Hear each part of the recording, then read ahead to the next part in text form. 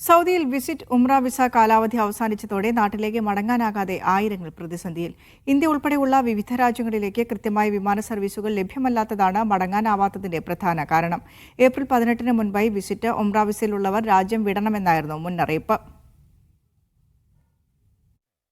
സൗദിയിൽ വിസിറ്റ് വിസയും ഉംറ വിസയും ഉപയോഗിച്ചെത്തിയവർക്ക് രാജ്യം വിടാനുള്ള അവസാന തീയതിയായ ഏപ്രിൽ 18 പൂർത്തിയായിരിക്കുകയാണ്. എന്നാൽ ആയിരക്കണക്കിന് ആളുകൾ രാജ്യത്ത് നിന്ന് മടങ്ങാനാകാതെ പ്രതിസന്ധിയിലാണ് ഇപ്പോഴും. ഇന്ത്യ ഉൾപ്പെടെയുള്ള വിവിധ രാജ്യങ്ങളിലേക്ക് കൃത്യമായ വിമാന സർവീസുകൾ ലഭ്യമല്ലാത്തതാണ് പ്രധാന കാരണം. നിലവിലുള്ള ചാർട്ടേഡ് വിമാനങ്ങളുടെയും മറ്റ് വിമാന കമ്പനികളുടെയും ടിക്കറ്റ് നിരക്ക് ഉയർന്നിട്ടുണ്ട്. കുടുംബങ്ങളോടൊപ്പം എത്തിയവരാണ് മടങ്ങാൻ കഴിയാത്തവരിൽ ഭൂരിഭാഗവും. പ്രത്യേക സാഹചര്യം പരിഗണിച്ച് വിസ കാലാവധി നീട്ടുന്നതിനായി സൗദി ജവാസാത്ത് ഡയറക്ടറേറ്റുമായി പ്രത്യേക യോഗത്തിനുള്ള ശ്രമങ്ങൾ സാമൂഹ്യ പ്രവർത്തകർ തുടരുകയാണ്. Vishal Cherpulassery, media 1, Riyadh.